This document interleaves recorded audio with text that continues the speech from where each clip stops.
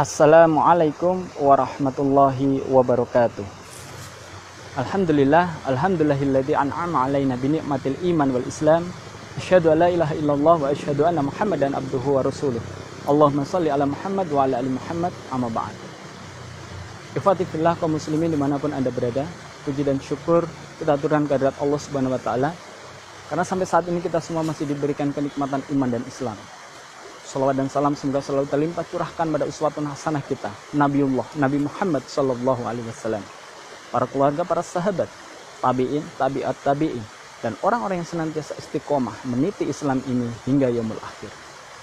Ikhwati fillah kaum muslimin dimanapun Anda berada, sekali lagi kita patut bersyukur karena kita dapat bertemu, dapat berjumpa dengan bulan Ramadan 1441 Hijriah, di mana dalam bahasa agama kita dikatakan inna syahra ramadhanu syahru taqwa. Sungguhnya bulan Ramadan itu adalah bulan takwa. Banyak sekali amalan-amalan, ibadah-ibadah yang bisa kita kerjakan di bulan Ramadan untuk menjadikan pribadi kita menjadi pribadi yang bertakwa. Lantas apa saja amalan-amalan yang bisa kita kerjakan di bulan Ramadan? Yang pertama adalah puasa. Puasa Ramadan. Dalam hal ini Allah berfirman dalam surat Al-Baqarah ayat 183, A'udzubillahi minasyaitonirrajim. Ya ayyuhalladzina amanu kutiba alaikumusyamu kama kutiba alal ladzina min qablikum la'allakum tattaqun. Wahai orang-orang yang beriman, diwajibkan atas kamu berpuasa sebagaimana telah diwajibkan atas orang-orang sebelum kamu agar kamu bertakwa. Di sini Allah hanya menyeru kepada orang-orang yang beriman. Kenapa? Allah sudah mempertimbangkan hanya orang-orang yang berimanlah yang sanggup memikul kewajiban berpuasa di bulan Ramadan.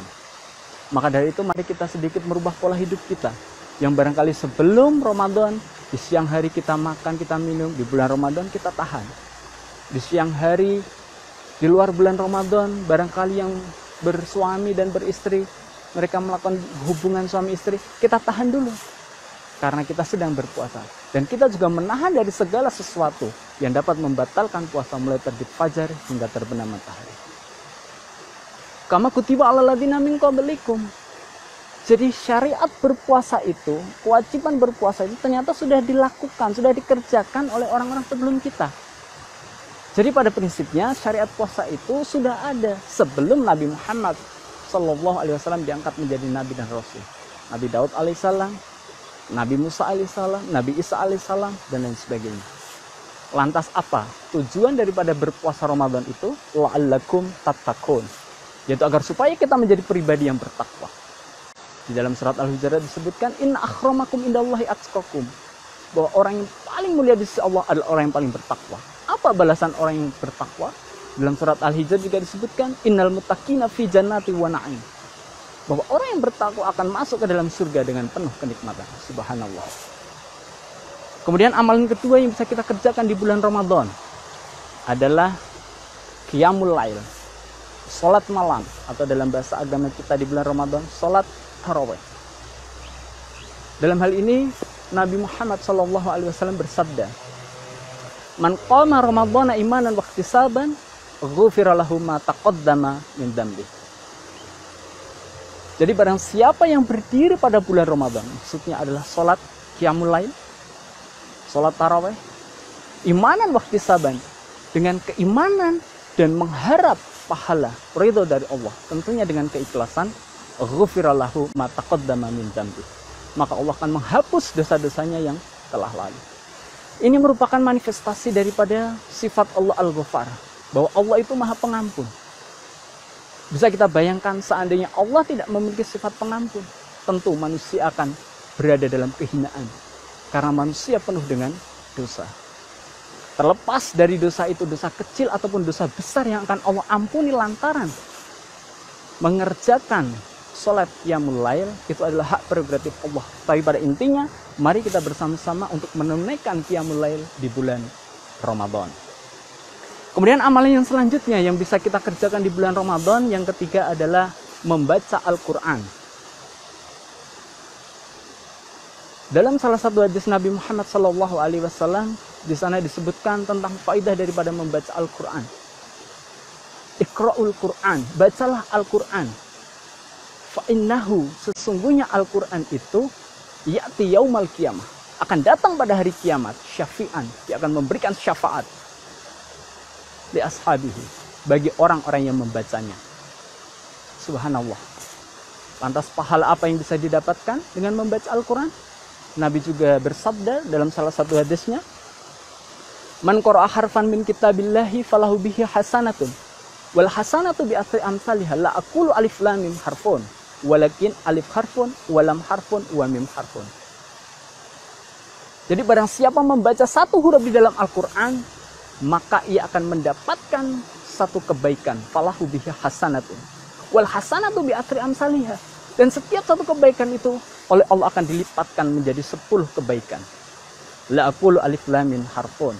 Jadi Allah itu tidak mengatakan alif lam mim itu satu huruf, walakin akan tetapi alif harfun, walam harfun, wa mim harfun. Subhanallah, pahala yang bisa kita dapatkan dari membaca Al-Quran. Kemudian amalan selanjutnya yang bisa kita kerjakan di bulan Ramadan adalah bersedekah, bersedekah, berinfak, mengeluarkan sebagian harta yang kita miliki di jalan Allah Subhanahu wa taala. Allah berfirman di dalam Al-Quran surat Al-Isra, di sana disebutkan a'udzubillahi minasyaitonir rajim. Wala taj'al yaddaka maqlulatan ila unukika wala tabsudha kullal basti fatauda maluma maksura. Janganlah kamu jadikan tanganmu terbelenggu pada lehermu, dan janganlah kamu mengulurkannya terlalu panjang, karena dengan itu akan membuat kamu menjadi tercela dan menyesal.